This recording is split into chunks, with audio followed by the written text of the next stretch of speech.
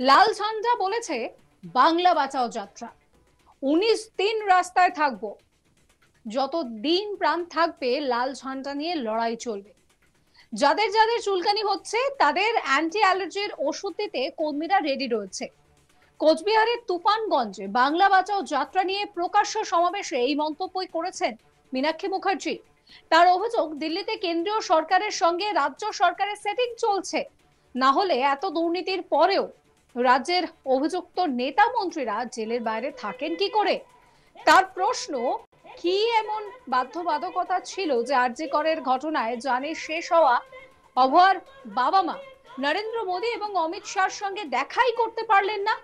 মীনাক্ষী বলেন যে বিজেপি কর্মীদেরকে বলছি, আপনাদের সরকার যদি চায়, আপনাদের সরকার চায় বলেই তো রাজ্যে পিসু এবং ভাইপোর সরকারটা আছে। এই সরকার উৎখাত করতে যদি হয় তাহলে লাল ঝান্ডাই একমাত্র বিকল্প। কি বলছেন মীনাক্ষী, শোনাবো আপনাদের। থাকবো। এই পশ্চিমবঙ্গে 2.5 থেকে 3,000 কারখানা নিজেদের ঠিকানা বদল করে নিয়েছে। এই পশ্চিমবঙ্গে 21,000 আর 3,000 এই কারখানাগুলো ছিল, যেখানে আমরা আমাদের ঘাম আর রক্ত দিয়ে কাজ করতাম। আর এই পশ্চিমবঙ্গের সরকারের ঘরে ট্যাক্সের টাকা পৌঁছাতো, তবে গিয়ে রাস্তা হতো, স্কুল হতো, হসপিটাল হতো, হেলথ সেন্টার হতো। আর আজকে পাড়ায় পাড়ায় মদের দোকান আর লটারির ঠেক। চলবে পশ্চিমবঙ্গ? বাঁচবে? লাল ঝান্ডা বলেছে বাংলা বাঁচাও যাত্রা। কারো কারো চুলকানি হচ্ছে, 19টা দিন রাস্তায় থাকবো, আর যতদিন এ দেহে প্রাণ থাকবে লাল ঝান্ডাটা কাঁধে নিয়ে সবাই লড়াই করবে। যার যার চুলকানি হচ্ছে তাদেরকে অ্যান্টি অ্যালার্জির ওষুধ দেবার জন্য বুথে বুথে কর্মীরা তৈরি হচ্ছে। আমরা আপনাদেরকে জিজ্ঞেস করতে চাইছি, জানতে চাইছি, বুঝতে চাইছি, যারা এই তৃণমূলকে টাইট দেবার জন্য ভেবেছিলেন যে চলো বিজেপির হাতটা ধরে রাস্তাটা একটু চওড়া করি, আপনাদের কাছে আমরা প্রশ্ন করতে চাইছি, জান গিয়ে জিজ্ঞেস করুন আপনাদের রাজ্য নেতাদেরকে যে আপনাদের নেতারা যদি দিল্লির বিজেপির নেতারা তৃণমূলের সঙ্গে সেটিং না করতো তাহলে সরকারি ভাইপো কয়লা চুরি করে পশ্চিমবঙ্গের রাজ্যের মাটিতে ঘুরে বেড়াতে পারতো? জান গিয়ে জিজ্ঞেস করুন আপনাদের নেতাদেরকে। যদি আপনাদের নেতারা চাইতো তৃণমূলকে নাকানি চোবানি দিয়ে জল খাওয়াতে পারতো না? এই জ্যোতিপ্রিয়রা চাল চুরি করে বাইরে থাকতো, এই পার্থ চ্যাটার্জিরা চাকরি বিক্রি করে বাইরে থাকতে পারতো জেলের বাইরে, এই অনুব্রতরা গরু পাচার করে বাইরে থাকতে পারতো? আমরা বিজেপির কর্মীদেরকে জিজ্ঞেস করতে চাইছি, আমাদের যদি 500 কর্মী মারা গেছে তাহলে বিজেপিরও তো 20টা হলেও কর্মী আক্রান্ত হয়েছেন, মারা গেছেন।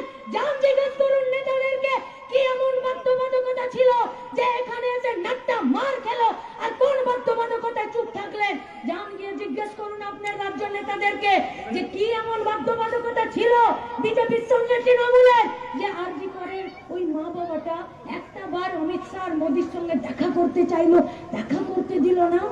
কি বাধ্যবাধকতা ছিল পশ্চিমবঙ্গে চোরগুলোকে, দুর্নীতিবাজগুলোকে রেখে দেওয়ার?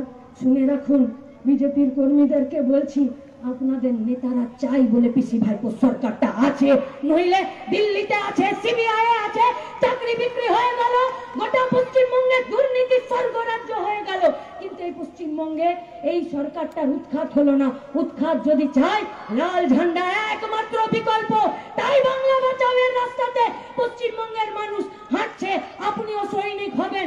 আমরা আপনাদের কাছে বলতে চাইছি, আরজি করেন ওই মেয়েটার ক্ষত বিক্ষত মুখটা দেখা যেত না? যে মা বাপটা তার ডাক্তারি সার্টিফিকেটটা, তার জন্ম সার্টিফিকেটটা, তার স্কুল পাসের সার্টিফিকেটটা আলমারিতে যত্ন করে রাখতো, বই ছবিগুলোকে আঁচল দিয়ে মুছে মুছে রাখতো, সেই মাটা, সেই বাপটা আজকে মেয়েটার ডেথ সার্টিফিকেট, উকিলের কাগজ আর পোস্টমর্টমের সার্টিফিকেট যত্ন করে রাখছে। এটা আমার পশ্চিমবঙ্গ নয়। আমরা আপনাদের কাছে জানতে চাইছি যে এই গোটা পশ্চিমবঙ্গে এই আরজি করের মতো ঘটনাগুলো তামান্নাকে খুন করে দিল, যারা ওষুধ বিক্রি করলো, জাল করলো, যারা মানুষের চোখ বেঁচে দিচ্ছে, যারা মৃত মানুষের সঙ্গে খারাপ ভিডিও বানিয়ে বাজারে বেচে পয়সা ইনকাম করছে, যারা হসপিটালের গার্বেজ বেচে দিচ্ছে, যারা হসপিটালে একটা সিন্ডিকেট চালাচ্ছে, যারা পশ্চিমবঙ্গের মাটিতে দুর্নীতিকে, স্বাস্থ্য দপ্তরের দুর্নীতিকে ঢাকা দেবার জন্য একটা মেয়েকে, একটা ডাক্তারকে তার সেমিনার হলে দিল। এদেরকে মানুষ বলা যায়? এদেরকে মানুষ বলা? এদেরকে মানুষ বলা যায় না। তাই পশ্চিমবঙ্গে हम लोग ये बात बोलना चाहते हैं। মীনাক্ষী মুখার্জি বলছেন যে যাদের যাদের চুলকানি হচ্ছে তাদের অ্যান্টি অ্যালার্জির ওষুধ দিতে কর্মীরা রেডি। কোচবিহারের তুফানগঞ্জে বাংলা বাঁচাও যাত্রার যে সমাবেশ, সেখান থেকে এই মন্তব্যই করেছেন তিনি। তার অভিযোগ, দিল্লিতে কেন্দ্রীয় সরকারের সঙ্গে রাজ্য সরকারের সেটিং চলছে, না হলে এত দুর্নীতির পরেও অভিযুক্ত নেতা মন্ত্রীরা জেলের বাইরে থাকে কি করে। তার প্রশ্ন, কি এমন বাধ্যবাধকতা যে আরজি করের ঘটনায় জানে শেষ হওয়া অভয়ার বাবা মা নরেন্দ্র মোদী এবং অমিত শাহর সঙ্গে দেখাই করতে পারলেন না। মীনাক্ষী বলেন, বিজেপি কর্মীদের বলছি, আপনাদের সরকার যা বলে সেটাই তো হয়। আপনাদের সরকার বলে বলেই তো রাজ্যে পিসি ভাইপোর সরকারটা আছে। এই সরকার উৎখাত যদি করতে হয় তাহলে বিকল্প একমাত্র লাল ঝান্ডা। আরো একবার শোনাবো আপনাদের কি বলছেন তিনি। এই পশ্চিমবঙ্গে 2.5 থেকে 3,000 কারখানা নিজেদের ঠিকানা বদল করে নিয়েছে।